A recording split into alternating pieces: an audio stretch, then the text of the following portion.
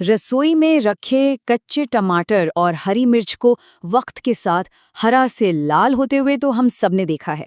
देखने में ये एक बिल्कुल आम सी बात लगती है ना?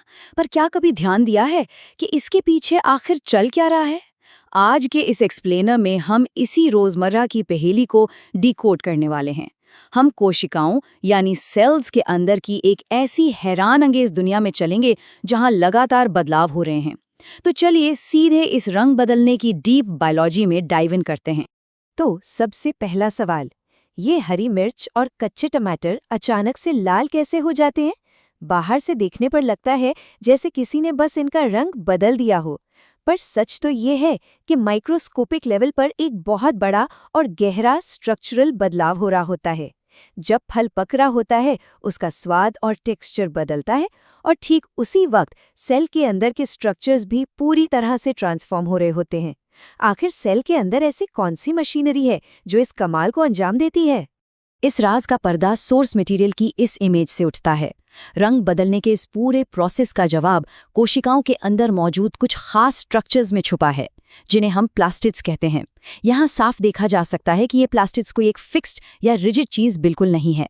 सेंटर में देखिए, एक प्रोप्लास्टिड है और उसी से कई अलग अलग तरह के प्लास्टिड्स बन रहे हैं। सब एक दूसरे से कनेक्टेड हैं और यही डेवलपमेंट और कन्वर्जन आज के इस टॉपिक की सबसे अहम कड़ी है। अब इस कॉन्सेप्ट को थोड़ा और गहराई से समझते हैं। ये प्लास्टिड इंटरकन्वर्जन आखिर है क्या? सिंपल शब्दों में कहें तो ये एक ऐसी बायोलॉजिकल क्षमता है जहां अलग अलग टाइप्स के प्लास्टिड्स वक्त, माहौल और ज़रूरत के हिसाब से एक दूसरे में बदल सकते हैं। यानी प्लांट सेल्स के ये पार्ट्स बहुत ही डायनामिक और अडेप्टेबल होते हैं। वो जिंदगी भर किसी एक ही रूप में कैद नहीं रहते।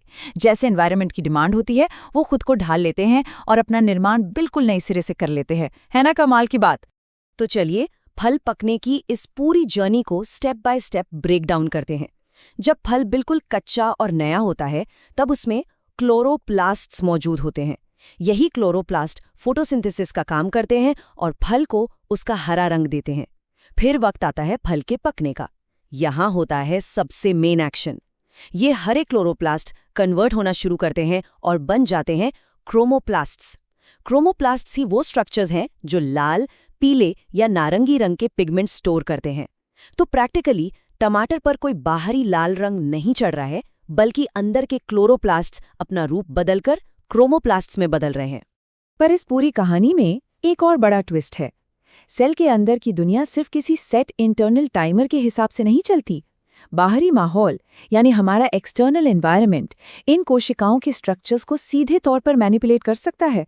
अभी तक हमने जिस राइपनिंग की बात की वो एक इंटरनल केमिकल प्रोसेस था, पर सच तो ये है कि नेचर में एक्सटर्नल फैक्टर्स, खास करके रोशनी और अंधेरा, इन प्लास्टिड्स के बिहेवियर को पूरी तरह से कंट्रोल और चेंज कर सकते हैं।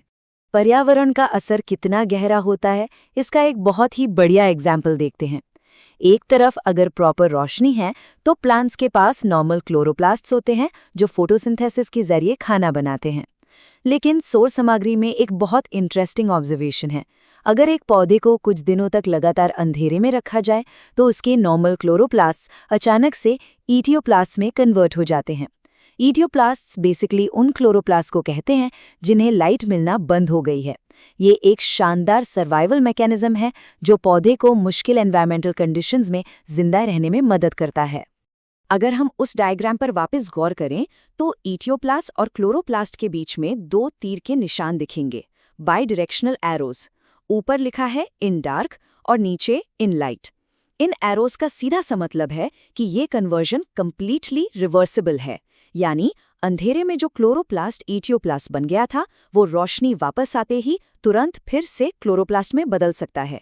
ये प्रैक्टिकली दिखाता है कि प्लास्टिड्स अपने एनवायरनमेंट के सिग्नल्स को कितनी तेजी से रीड करते हैं और खुद को उसके अनुरूप ढाल लेते हैं। अब इस एक्सप्लेनर को एक और भी ज्यादा माइंड ब्लोइंग मोड पर ले जाते हैं। अभी तक हम प्लास्टिड्स और इन ऑर्गेनल्स को एक प्लांट सेल के नॉर्मल हिस्से के तौर पर देख रहे थे, लेकिन सोर्स मटेरियल में इन क्लोरोप्लास्ट्स और माइटोकॉन्ड्रिया के बारे में एवोल्यूशन से जुड़ा एक बहुत ही बड़ा और शॉकिंग राज छुपा हुआ है।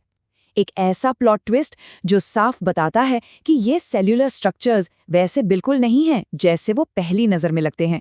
इनके ओरिजिन की पूरी कहानी ही कुछ और है। तो राज क्या है? इन प्लास्टिड्स में कुछ ऐसी खासियतें हैं जो इन्हें सेल के बाकी हिस्सों से बिल्कुल अलग बनाती हैं।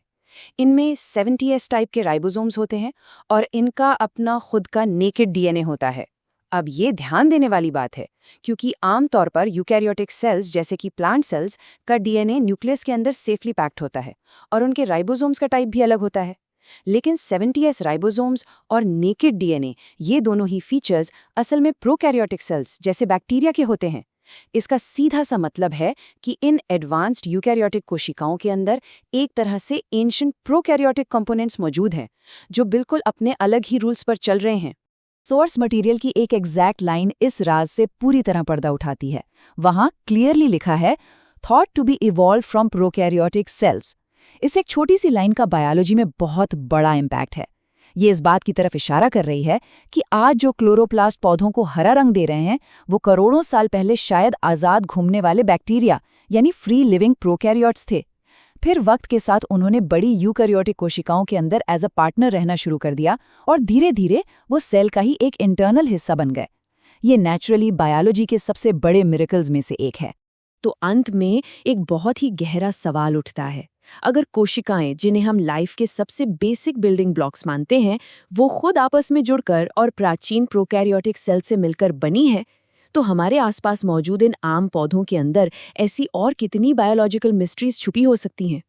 प्लास्टिड्स का ये डायनामिक रंग बदलना या माइटोकॉन्ड्रिया का पावर जनरेट करना, ये सब सिर्फ एक छोटी सी झलक है कि एवोल्यूशन और नेचर की केमिस्ट्री आखिर कितनी जटिल और ब्रिलियंट है। आज के इस एक्सप्लेनर में बस इतना ही। उम्मीद है इसने रोजमर्रा के दिखने वाली इन आम चीजों को देखने का एक बिल्कुल नया और साइंटिफिक नजरिया दिया होगा।